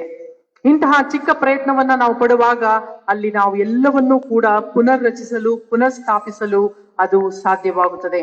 ನಾವು ನೋಡ್ತೇವೆ, ಜೀಸಸ್ ಇಸ್ ಎ ರಿಫಾರ್ಮರ್. ಆತನು ಒಬ್ಬ ಕ್ರಾಂತಿಕಾರಿ ನಾಯಕನಾಗಿ ಆತನು ಅನೇಕ ರಚನೆಗಳ ವಿರುದ್ಧವಾಗಿ ಆತನು ಹೋರಾಡ್ತಾನೆ. ಮಿಷನರಿಗಳು ನಾವು ಅವರ ಸೇವೆಯನ್ನ ನೋಡುವಾಗ ಟೂ ಫೋಲ್ಡ್ ಆಸ್ಪೆಕ್ಟ್ಸ್ ಎಂಬುದಾಗಿ ನಾವು ಹೇಳ್ತೇವೆ. ಎರಡು ರೀತಿಯಾದಂತಹ ಒಂದು ಸುಧಾರಣೆಯನ್ನ ತರಲು ಅವರು ಪ್ರಯತ್ನಿಸಿದರು. ಅನೇಕ ಸಂಪ್ರದಾಯಗಳ ವಿರುದ್ಧ ಮಿಷನರಿಗಳು ತಮ್ಮ ಧ್ವನಿಯನ್ನ ಎತ್ತಿದರು. ಸತಿ ಸಹಗಮನ ಇದ್ದಿರಬಹುದು, ಬಾಲ್ಯ ವಿವಾಹ ಇದ್ದಿರಬಹುದು, ಮಹಿಳೆಯರಿಗೆ ಕೊಡುವಂತಹ ಸಮಾನತೆ ಇದ್ದಿರಬಹುದು. ಅನೇಕ ಸಂಪ್ರದಾಯಗಳ ವಿರುದ್ಧ ಅವರು ಧ್ವನಿಯನ್ನ ಎತ್ತಿದರು. ಅದೇ ರೀತಿಯಲ್ಲಿ ನಮ್ಮ ಸಂಪ್ರದಾಯಗಳನ್ನ ಅವರು ಕಲಿತರು, ನಮ್ಮ ಭಾಷೆಯನ್ನ ಅವರು ಕಲಿತರು, ನಮ್ಮಲ್ಲಿ ಅವರು ಒಂದಾದರು, ನಮ್ಮಲ್ಲಿರುವಂತಹ ಒಳ್ಳೆಯದನ್ನ ಅವರು ಪ್ರೋತ್ಸಾಹಿಸಿದರು. ಈ ರೀತಿಯಾದಂತಹ ಒಂದು ಕಾರ್ಯ, ಇದನ್ನ ರಿಫಾರ್ಮೇಶನ್ ಎಂಬುದಾಗಿ ನಾವು ಹೇಳ್ತೇವೆ. ಯಾವುದನ್ನ ಪ್ರೋತ್ಸಾಹ ಕೊಡಬೇಕು, ಯಾವುದನ್ನ ಖಂಡಿಸಬೇಕು. ಹಿಯರ್ ಐ ಸ್ಟ್ಯಾಂಡ್ ಎನ್ನುವಂಥದ್ದು ನಮ್ಮಲ್ಲಿರುವುದಾದ್ರೆ ಮಾತ್ರ ನಾವು ಕ್ರೈಸ್ತರಾಗಲು ಸಾಧ್ಯ. ಯೇಸು ಕ್ರಿಸ್ತನ ಜೀವನವನ್ನ ನಾವು ನೋಡುವಾಗ ಸಬ್ಬತ್ ದಿನದಲ್ಲಿ ಸಭಾಮಂದಿರದಲ್ಲಿ ಆತನು ಬೋಧನೆಯನ್ನ ಮಾಡಿದನು ಎಂಬುದಾಗಿ ಅನೇಕ ವಚನಗಳಲ್ಲಿ ನಾವು ನೋಡ್ತೇವೆ. ಸಬ್ಬತ್ ದಿನ ಸಭಾಮಂದಿರ ಯಹೂದ್ಯರ ಸಂಪ್ರದಾಯಕ್ಕೆ ವಿರುದ್ಧವಾದಂತಹ ಒಂದು ನಡೆ, ಸ್ತ್ರೀಯರ ಸಮಾನತೆಗಾಗಿ ಯೇಸುಸ್ವಾಮಿ ಮಾಡಿದಂತಹ ಹೋರಾಟ, ಸಮಾರ್ಯದವರ ಜೊತೆಯಲ್ಲಿ ಆತನ ಒಡನಾಟ, ಪಾಪಿಗಳೆಂದು ಪರಿಗಣಿಸಲ್ಪಟ್ಟ ಕುಷ್ಠರೋಗಿಗಳ, ಪಾರ್ಶ್ವವಾಯು ರೋಗಿಗಳ ಮಧ್ಯದಲ್ಲಿ ಆತನು ತಂದಂತಹ ಸ್ವಸ್ಥತೆ, ಅಂತಿಮವಾಗಿ ದೇವಾಲಯದ ಶುದ್ಧೀಕರಣದಲ್ಲಿ ಮಾಡಿದಂತಹ ಹೋರಾಟ ಯೇಸುವನ್ನ ಶಿಲುಬೆಯ ಮರಣದವರೆಗೂ ನಡೆಸಿತು. ಎರಡು ರೀತಿಯಾದಂತಹ ಜನರಿದ್ರು. ದಾವಿದ ಕುಮಾರನಿಗೆ ಜಯ ಎನ್ನುವಂತಹ ಜನರು, ಅದಾದ ನಂತರ ಸ್ವಲ್ಪ ಸಮಯದಲ್ಲೇ ಶಿಲುಬೆಗೆ ಹಾಕಿಸಿ ಎಂಬುದಾಗಿ ಹೇಳುವಂತಹ ಜನರು. ಯೇಸುಸ್ವಾಮಿ ಆರಿಸಿಕೊಂಡಿರುವಂತದ್ದು ಶಿಲುಬೆಗೆ ಹಾಕಿಸಿ ಎನ್ನುವ ಕೂಗನ್ನ ಆತನು ಸ್ವತಃ ಸ್ವೀಕರಿಸಿ ಆರಿಸಿಕೊಂಡನು. Here I stand. ಯೇಸುವು ತಾನೇ ಸ್ವತಃ ಶಿಲುಬೆಗೆ ಹಾಕಿಸಲ್ಪಡುವಂಥದ್ದು ದೇವರ ಒಂದು ಚಿತ್ತ ಎಂಬುದಾಗಿ ಆತನು ತಿಳಿದುಕೊಂಡನು. ಪ್ರೀತಿಯುಳ್ಳ ದೇವಜನರೇ, ಅನೇಕ ರೀತಿಯಾದಂತಹ ಜವಾಬ್ದಾರಿಗಳನ್ನ ದೇವರು ನಮಗೋಸ್ಕರ ಕೊಟ್ಟಿದ್ದಾನೆ. ಅದು ವಯಸ್ಸಿಗಾಗಲಿ ಅಥವಾ ಲಿಂಗಕ್ಕಾಗಲಿ ಅಥವಾ ಯಾವುದೇ ಕುಟುಂಬ ಸಮುದಾಯಕ್ಕಾಗಲಿ ಮೀಸಲಾಗಿಲ್ಲ. ಬದಲಾಗಿ ನಾವಿರುವಂತಹ ಪರಿಸ್ಥಿತಿಯಲ್ಲಿ, ನಾವಿರುವಂತಹ ಪ್ರತಿ ಸ್ಥಳದಲ್ಲಿಯೂ ಯಾವ ರೀತಿಯಾದಂತಹ ಸುಧಾರಣೆಯನ್ನ ನಾವು ತರ್ತೇವೆ, ಯಾವ ರೀತಿಯಲ್ಲಿ ಕೆಟ್ಟದಕ್ಕಾಗಿ ಅದರ ವಿರುದ್ಧವಾಗಿ ನಾವು ಹೋರಾಡ್ತೇವೆ, ಯಾವ ರೀತಿಯಲ್ಲಿ ಒಳ್ಳೆಯದನ್ನ ಪ್ರೋತ್ಸಾಹಿಸಿ ಎತ್ತಿ ಹಿಡಿಯುತ್ತೇವೆ. Here I stand. ನನ್ನದೇ ಆದಂತಹ ನಿಲುವು ನನ್ನ ಜೀವನದಲ್ಲಿದೆಯಾ? ಕ್ಷಣಕಾಲ ಮೌನವಾಗಿ ನಾವು ನಮ್ಮನ್ನು ಪರೀಕ್ಷೆ ಮಾಡಿಕೊಳ್ಳೋಣ.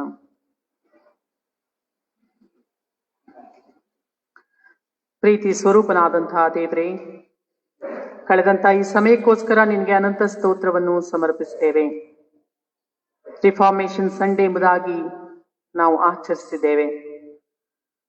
ನಮ್ಮ ಆಲೋಚನೆಗಳನ್ನ, ನಮ್ಮ ಕಾರ್ಯಗಳನ್ನ, ನಮ್ಮ ನಿರ್ಧಾರಗಳನ್ನ ನೀನು ಸುಧಾರಿಸು.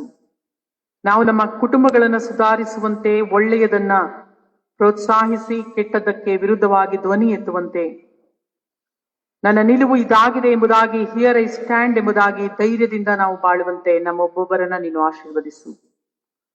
ಸಭೆಯಲ್ಲಿ ನಮ್ಮ ಜವಾಬ್ದಾರಿಕೆಗಳಿಗಾಗಿ ನಿನಗೆ ಸ್ತೋತ್ರವಾಗಲಿ.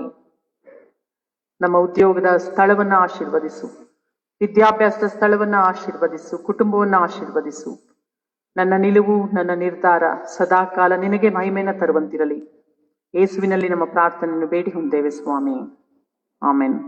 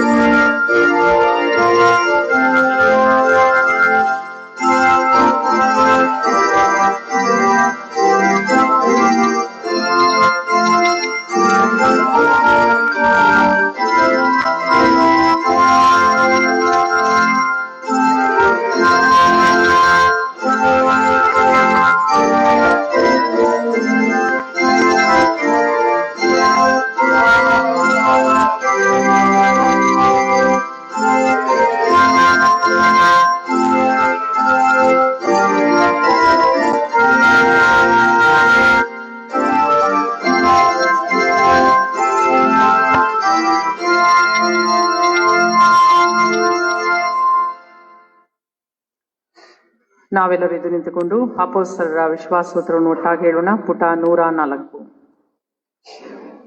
ಪುಟ 104. ಪರಲೋಕ ಭೂಲೋಕಗಳನ್ನು ಸೃಷ್ಟಿಸಿದ ಸರ್ವಶಕ್ತನಾಗಿರುವ ತಂದೆಯಾದ ದೇವರು ನಂಬುತ್ತೇನೆ. ಆತನ ಏಕಕುಮಾರನಾಗಿರುವ ನಮ್ಮ ಪ್ರಭುವಾದ ಯೇಸು ಕ್ರಿಸ್ತನ್ ನಂಬುತ್ತೇನೆ. ಈತನು ಪರಿಶುದ್ಧಾತ್ಮನಿಂದ ಕನ್ಯಾಮರಿಯಳ ಗರ್ಭದಲ್ಲಿ ಧರಿಸಲ್ಪಟ್ಟು ಆಕೆಯಲ್ಲಿ ಹುಟ್ಟಿ ಪೊಂತಿ ಪಿಲಾತನ ಅಧಿಪತ್ಯದಲ್ಲಿ ಶ್ರಮೆ ಹೊಂದಿ ಶಿಲುಬೆಗೆ ಜರಿಯಲ್ಪಟ್ಟು ಸತ್ತು ಉಣಲ್ಪಟ್ಟು ಪಾತಾಳಕ್ಕೆ ಇಳಿದು 3ನೇ ದಿನದಲ್ಲಿ ಸತ್ತೊಳಗಿಂದ ಎದ್ದು ಪರಲೋಕಕ್ಕೆ ಏರಿ ಹೋಗಿ ಸರ್ವಶಕ್ತನಾಗಿರುವ ತಂದೆಯಾದ ದೇವರ ಬಲಪಾರ್ಶ್ವದಲ್ಲಿ ಕುಳಿತುಕೊಂಡಿರುತ್ತಾನೆ. ಈತನು ಅಲ್ಲಿಂದ ಬಂದು ಬದುಕಿರುವವರಿಗೂ ಸತ್ತವರಿಗೂ ನ್ಯಾಯ ತೀರಿಸುವನು ಎಂಬುದನ್ನು ನಂಬುತ್ತೇನೆ. ನಾನು ಪರಿಶುದ್ಧಾತ್ಮ ನಂಬುತ್ತೇನೆ. ಒಂದೇ ಪರಿಶುದ್ಧ ಕ್ರೈಸ್ತ ಸಭೆಯು, ಭಕ್ತರ ಅನ್ಯೋನ್ಯತೆಯು, ಪಾಪದ ಪರಿಹಾರವು, ದೇಹದ ಪುನರುತ್ಥಾನವು, ನಿತ್ಯ ಜೀವ ಉಂಟು ಎಂಬುದನ್ನು ನಂಬುತ್ತೇನೆ. ಆಮೇನ್. ಸಭೆಯವರು ಕುಳಿತುಕೊಳ್ಳ್ರಿ. ಸಭಾ ಪ್ರಕಟಣೆಯನ್ನು ನಾವು ಕೇಳೋಣ.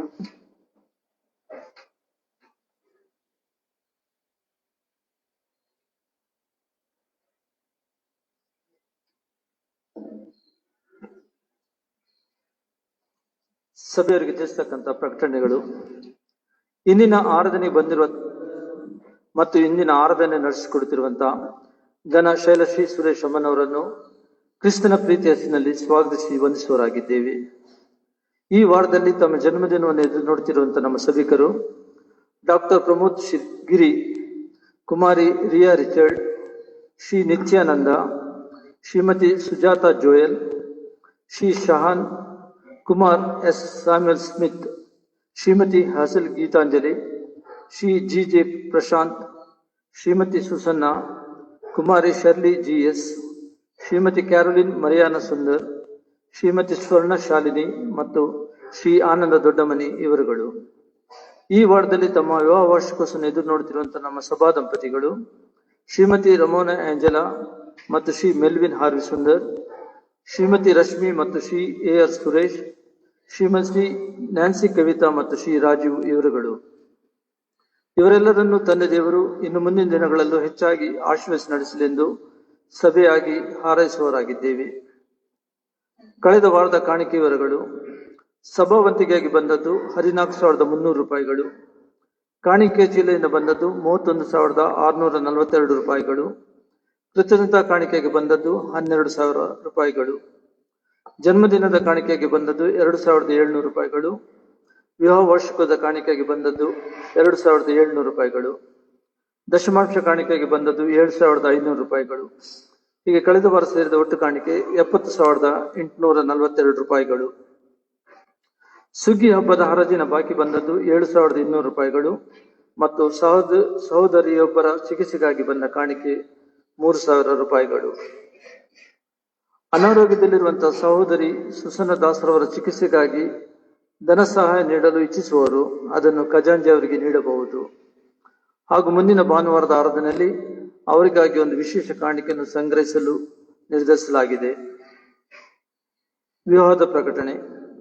ನಮ್ಮ ಸಭೆಗೆ ಸೇರಿದ ಶ್ರೀ ಇಮಾನುವೇಲ್ ದೇವಪ್ರಸಾದ್ ರವರ ಮಗಳಾದ ಚಿರಂಜೀವಿ ಸೌಭಾಗ್ಯವತಿ ಕುಮಾರಿ ಸೋನಿಕಾ ಎಂಬಾಕೆಗೂ, ಹೈದರಾಬಾದಿನ ಒರಿಸ್ಸಾ ಕ್ರಿಶ್ಚಿಯನ್ ಫೆಲೋಶಿಪ್ ಸಭೆಗೆ ಸೇರಿದ ಶ್ರೀ ಆಶೀಶ್ ರಂಜನ್ ದಾಸ್ರವರ ಮಗನಾದ ಚಿರಂಜೀವಿ ಅಭಿಷೇಕ್ ದಾಸ್ ಎಂಬಾತನಿಗೂ ಪರಿಶುದ್ಧ ವಿವಾಹ ಸಂಸ್ಕಾರವು ನೆರವೇರಲಿದೆ ಎಂದು ಈ ಮೂಲಕ ಪ್ರಕಟಿಸುವವರಾಗಿದ್ದೇವೆ.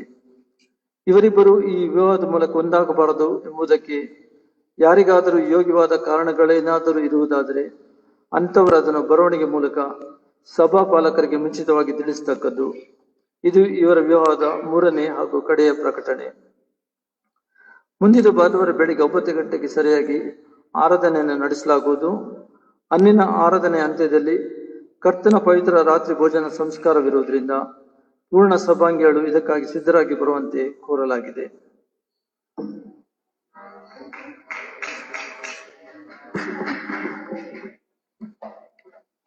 ಪ್ರೀತಿಯುಳ್ಳ ದೇವಜನರೇ, ಈಗಾಗಲೇ ಪ್ರಕಟಿಸಿದಂತೆ ಸಹೋದರಿ ಸುಸನ್ನ ಅವರು ಬಹಳ ಅನಾರೋಗ್ಯದಲ್ಲಿದ್ದಾರೆ. ಅವರಿಗೋಸ್ಕರ ನೀವೆಲ್ಲರೂ ಕೂಡ ನಿಮ್ಮ ಕುಟುಂಬದ ಪ್ರಾರ್ಥನೆಯಲ್ಲಿ ಜ್ಞಾಪಿಸಿಕೊಂಡು ಅವರಿಗೋಸ್ಕರ ಪ್ರಾರ್ಥನೆ ಮಾಡಿ.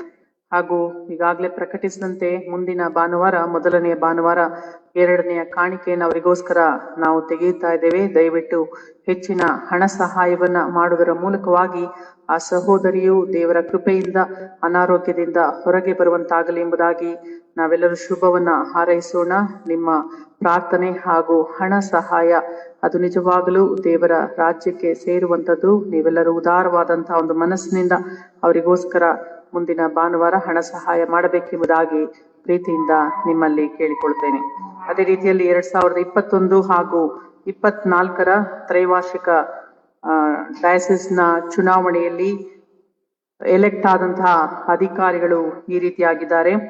ರೆವರೆಂಡ್ ಡಾಕ್ಟರ್ ಡೆಕ್ಸ್ಟರ್ ಮೇಬೆನ್ ಅವರು ವೈಸ್ ಪ್ರೆಸಿಡೆಂಟ್ ಆಗಿ, reverend doctor Vincent Vinod Kumar ಅವರು ಡಯಾಸಿಸನ್ ಸೆಕ್ರೆಟರಿ ಆಗಿ, ಡಾಕ್ಟರ್ ಇಂಡಿ ಸೊಲಮನ್ ರಾಜು ಅವರು ಡಯಾಸಿಸನ್ ಟ್ರೆಜರರ್ ಆಗಿ, ಅದೇ ರೀತಿಯಲ್ಲಿ ರೆವರೆಂಡ್ ಕ್ರಿಸ್ಟಫರ್ ಸ್ಯಾಮ್ಯಲ್ ಅವರು ಅಸಿಸ್ಟೆಂಟ್ ಸೆಕ್ರೆಟರಿ ಆಗಿ, ಹಾಗೂ ರೆವರೆಂಡ್ ಇ ಜಾರ್ಜ್ ಜಯಪ್ರಭು ಅವರು ಅಸೋಸಿಯೇಟ್ ಟ್ರೆಜರರ್ ಆಗಿ ಆಯ್ಕೆಯಾಗಿದ್ದಾರೆ. ಅವರಿಗೋಸ್ಕರ ಎಲ್ಲರೂ ಪ್ರಾರ್ಥನೆ ಮಾಡಬೇಕೆಂಬುದಾಗಿ ಪ್ರೀತಿಯಿಂದ ಕೇಳಿಕೊಳ್ಳುತ್ತೇನೆ. ನಮ್ಮ ಕಾಣಿಕೆಯನ್ನು ನಾವೀಗ ದೇವರಿಗೆ ಸಮರ್ಪಿಸುವಂತೆ ಹಾಡುವಂತ ಜ್ಞಾನ ಕೀರ್ತನೆಯಲ್ಲಿ 103ನೇ ಜ್ಞಾನ ಕೀರ್ತನೆಯನ್ನು ಹಾಡೋಣ.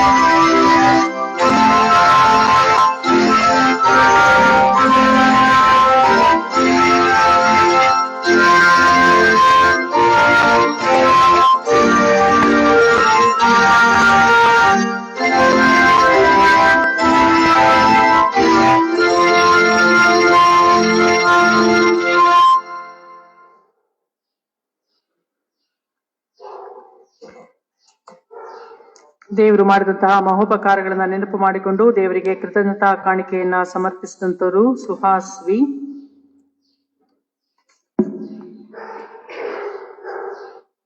ಡಾಕ್ಟರ್ ಪ್ರಮೋದ್ ಗಿರಿ, ರಮೇಶ್ ಬಾಬು ಅವರು, ರವಿಶೇಖರ್ ಹಾಗೂ ಕುಟುಂಬ, ಡಾಕ್ಟರ್ ವಿಜಯ್ ಹಾಗೂ doctor Vineeth Christopher, Ashwini Elizabeth, Reena Sohan, Shrimati Akhila, Shriyut Mahesh Babu ಕುಟುಂಬದವರು, ಜನ್ಮದಿನವನ್ನು ಕಂಡು ದೇವರಿಗೆ ಕೃತಜ್ಞತೆಯನ್ನ ಸಮರ್ಪಿಸಿದಂತವರು ಶ್ರೀಮತಿ ಭಾಗ್ಯಲತಾ ಅವರು.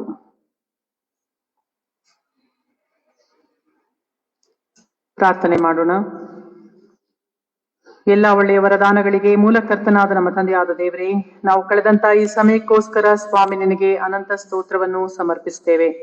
ನಿನ್ನ ಪರಿಶುದ್ಧ ಸನ್ನಿಧಾನಕ್ಕೆ ಬಂದು ನೀನು ಮಾಡಿದಂತ ಎಲ್ಲ ಉಪಕಾರಗಳನ್ನು ನೆನಪು ಮಾಡಿಕೊಂಡು ನಿನಗೆ ಕಾಣಿಕೆಗಳನ್ನ ಕೊಡುವಂತೆ ಅಲ್ಪರಾದಂತಹ ನಮ್ಮನ್ನ ನಡೆಸಿರುವುದಕ್ಕಾಗಿ ದೇವರೇ ನಿನಗೆ ಸ್ತೋತ್ರವಾಗಲಿ. ತಲೆಬಾಗಿರುವಂತಹ ಪ್ರತಿಯೊಬ್ಬೊಬ್ಬರನ್ನ ಸ್ವಾಮಿ ನೀನು ವಿಶೇಷವಾಗಿ ಆಶೀರ್ವಾದ ಮಾಡಿ ನಡೆಸು. ನಮ್ಮನ್ನೇ ನಮ್ಮ ದೇಹಾತ್ಮವನ್ನೇ ಸಜೀವ ಯಜ್ಞವಾಗಿ ಸ್ವಾಮಿ ನಾವು ಸಮರ್ಪಿಸುವಂತೆ ನಿನ್ನ ಕರೆಗೆ ಹೋಗೊಟ್ಟು ನಾವು ನಿನ್ನ ಸೇವೆಯನ್ನ ಮಾಡುವಂತಹ ಕೃಪೆಯನ್ನು ಆಶೀರ್ವಾದವನ್ನು ಕೊಟ್ಟು ನಡೆಸು ಸ್ವಾಮಿ. ನಮಗೆಲ್ಲರಿಗೆ ಬೇಕಾದಂತಹ ಆರೋಗ್ಯ, ಸಂತೋಷ, ಸಮಾಧಾನವನ್ನು, ನಮ್ಮ ದೇಹಕ್ಕೆ ಬೇಕಾದಂತಹ ಬಲತ್ರಾಣವನ್ನು ದಯಪಾಲಿಸಿಕೊಟ್ಟು ನಡೆಸು. ನಾವು ಕೈ ಹಾಕುವಂತ ಎಲ್ಲ ಕೆಲಸ ಕಾರ್ಯಗಳನ್ನ ಸಫಲ ಮಾಡು. ಮುಂದಿನ ದಿನಗಳಲ್ಲಿ ನಾವು ಮಾಡುವಂತ ಎಲ್ಲ ಪ್ರಯಾಣದಲ್ಲಿ ಸ್ವಾಮಿ ನಮಗೆ ಬೇಕಾದಂತ ರಕ್ಷಣೆಯನ್ನ ದಯಪಾಲಿಸಿಕೊಟ್ಟು ನಡೆಸು. ನಮ್ಮೆಲ್ಲಾ ಪ್ರಾರ್ಥನೆಗಳನ್ನ ಕೇಳುತ್ತಾ ದೇವರೇ ನಮಗೆ ಸದುತ್ತರವನ್ನ ದಯಪಾಲಿಸುತ್ತಾ ಈ ಮೂಲಕವಾಗಿ ನೀನೇ ನಮ್ಮನ್ನ ನಡೆಸುತ್ತಿದ್ದೀ ಎನ್ನುವಂತಹ ಒಂದು ನಂಬಿಕೆಯ ಅರಿಕೆಯನ್ನು ಹೊಂದಿದವರಾಗಿ ನಿರೀಕ್ಷೆಯೊಡನೆ ನಾವು ಮುಂದೆ ಸಾಗುವಂತೆ ನಮ್ಮೆಲ್ಲರನ್ನ ಆಶೀರ್ವಾದ ಮಾಡಿ ನಡೆಸು. ಯಾರ್ಯಾರು ತಮ್ಮ ಜನ್ಮದಿನವನ್ನ ಕಂಡಿದ್ದಾರೆ ಅವರಿಗೋಸ್ಕರ ಸ್ತೋತ್ರವನ್ನು ಸಮರ್ಪಿಸ್ತೇವೆ. ದೀರ್ಘಾಯುಷ ಆರೋಗ್ಯವನ್ನ ಕೊಡು ಸ್ವಾಮಿ. ವಿವಾಹ ವಾರ್ಷಿಕೋತ್ಸವನ ಆಚರಿಸಿದಂತಹ ಕುಟುಂಬಗಳನ್ನ ಆಶೀರ್ವದಿಸಿ ಪ್ರೀತಿ ಅನ್ಯೋನ್ಯತೆಯನ್ನ ಕೊಟ್ಟು ನಡೆಸು. ದಂಪತಿಗಳು ಒಂದಾಗಿ ಸೇರಿ ಪ್ರೀತಿ ಅನ್ಯೋನ್ಯತೆಯಿಂದ ನಿನ್ನ ಸನ್ನಿಧಾನದಲ್ಲಿ ಅನೇಕ ವರ್ಷ ಕಾಣಿಸಿಕೊಂಡು ನಿನಗೆ ಸ್ತೋತ್ರವನ್ನ ಸಮರ್ಪಿಸುವಂತೆ ಆಶೀರ್ವಾದ ಮಾಡಿ ನಡೆಸು. ಯಾರ್ಯಾರು ಕಾಯಿಲೆ, ಕಷ್ಟ, ಕಣ್ಣೀರು, ನಿರಾಸೆಯಲ್ಲಿದ್ದಾರೆ ಅವರಿಗೋಸ್ಕರ ಪ್ರಾರ್ಥಿಸ್ತೇವೆ. ವಿಶೇಷವಾಗಿ ಜಯ ಎಲಿಜಬೆತ್ ಅವರು, ಸುಸನ್ನಾ ದಾಸ್ ಅವರು, ಟಿ.ಜೆ. ಆಂಬ್ರೋಸ್ ಅವರು, ಅದೇ ರೀತಿಯಲ್ಲಿ ಜೋಯಲ್ ಮನೋರಾಜ್ ಅವರು, ಡೆಸಿನಾ ಕ್ರಿಸ್ಟಬೆಲ್ಲ ಇವರೆಲ್ಲರಿಗೋಸ್ಕರ ಪ್ರಾರ್ಥಿಸ್ತೇವೆ. ದೇವರೇ ನೀನು ಘನವೈದ್ಯನಾಗಿ ಇವರನ್ನ ಮುಟ್ಟು ಆಶೀರ್ವದಿಸು. ದೇವರೇ ಅವರಿಗೆ ಬೇಕಾದಂತ ಆರೋಗ್ಯವನ್ನ ಕೊಡು ಸ್ವಾಮಿ. ಅವರ ದೇಹಕ್ಕೆ ಬಲವನ್ನ ಕೊಟ್ಟು ನಡೆಸು. ನಿನ್ನ ಗಾಯವುಳ್ಳ ಹಸ್ತದಿಂದ ಮುಟ್ಟಿ ಅವರ ಜೀವನದಲ್ಲಿ ಬೇಕಾದಂತ ಅದ್ಭುತ ಕಾರ್ಯಗಳನ್ನ ನೀನು ಮಾಡು ಎಂದು ನಿನ್ನಲ್ಲಿ ಪ್ರಾರ್ಥಿಸ್ತೇವೆ. ಈ ಸಮಯದಲ್ಲಿ ತಂದೆಯಾದ ದೇವರೇ ವಿಶೇಷವಾಗಿ ಮುಂದಿನ ದಿನದಲ್ಲಿ ವಿವಾಹಕ್ಕೆ ಕಾಲಿಡುವಂತಹ ಪ್ರೀತಿಯ ಮಕ್ಕಳನ್ನು, 2 ಕುಟುಂಬಗಳನ್ನು ಹಾಗೂ ನಡೆಯುವಂತಹ ಶುಭ ವಿವಾಹವನ್ನು ನೀನು ಆಶೀರ್ವದಿಸು. ಅದಕ್ಕೋಸ್ಕರ ಮಾಡುವಂತಹ ಎಲ್ಲ ಸಿದ್ಧತೆಯಲ್ಲಿ ದೇವರೇ ನೀನು ಜೊತೆಗಾರನಾಗಿದ್ದುಕೊಂಡು ಮುನ್ನಡೆಸು. ಈ ಸಮಯದಲ್ಲಿ ತಂದೆಯಾದ ದೇವರೇ ತಂದಂತ ಕಾಣಿಕೆಯನ್ನ ನೀನು ಆಶೀರ್ವದಿಸು. ನಿನ್ನ ರಾಜ್ಯದ ಮಹಿಮೆಗೋಸ್ಕರ ನಾವು ಈ ಕಾಣಿಕೆಯನ್ನ ಉಪಯೋಗ ಮಾಡುವಂತಹ ಕೃಪೆಯನ್ನ ಕೊಟ್ಟು ನಡೆಸು. ತಲೆಬಾಗಿರುವಂತಹ ನಮ್ಮೆಲ್ಲರನ್ನು ನಿನ್ನ ರಕ್ಷಣೆಯುಳ್ಳ ಹಸ್ತಕ್ಕೊಪ್ಪಿಸಿಕೊಡುತ್ತಾ ಯೇಸುವಿನಲ್ಲಿ ನಮ್ಮ ಪ್ರಾರ್ಥನೆಯನ್ನು ಬೇಡಿ ಹೊಂದಿದ್ದೇವೆ ಸ್ವಾಮಿ. ಆಮೆನ್. ಕರ್ತನ ಪ್ರಾರ್ಥನೆಯನ್ನು ಅರಿಕೆ ಮಾಡೋಣ. ಪರಲೋಕದಲ್ಲಿರುವ ನಮ್ಮ ತಂದೆಯೇ, ನಿನ್ನ ನಾಮವು ಪರಿಶುದ್ಧವೆಂದು ಎಣಿಸಲ್ಪಡಲಿ. ನಿನ್ನ ರಾಜ್ಯವು ಬರಲಿ. ನಿನ್ನ ಚಿತ್ತವು ಪರಲೋಕದಲ್ಲಿ ನೆರವೇರುವ ಪ್ರಕಾರ ಭೂಲೋಕದಲ್ಲಿಯೂ ನೆರವೇರಲಿ. ನಮ್ಮ ಅನುದಿನದ ಆಹಾರವನ್ನು ಪಾಲಿಸು. ನಮಗೆ ತಪ್ಪು ಮಾಡಿದ್ರು ನಾವು ಕ್ಷಮಿಸಿದಂತೆ ನಮ್ಮ ತಪ್ಪುಗಳನ್ನು ಕ್ಷಮಿಸು. ನಮ್ಮನ್ನು ಶೋಧನೆಗೆ ಸೇರಿಸದೆ ಕೇಡಿನ ತಪ್ಪಿಸು. ರಾಜ್ಯವು, ಬಲವು, ಮಹಿಮೆಯು ಸದಾ ಕಾಲವು ನಿನವೇ ಸ್ವಾಮಿ. ಆಮೆನ್. ಕೊನೆಯದಾಗಿ ನಾವು ಸಂಗೀತದಲ್ಲಿ 205ನೇ ಸಂಗೀತವನ್ನು ಹಾಡೋಣ.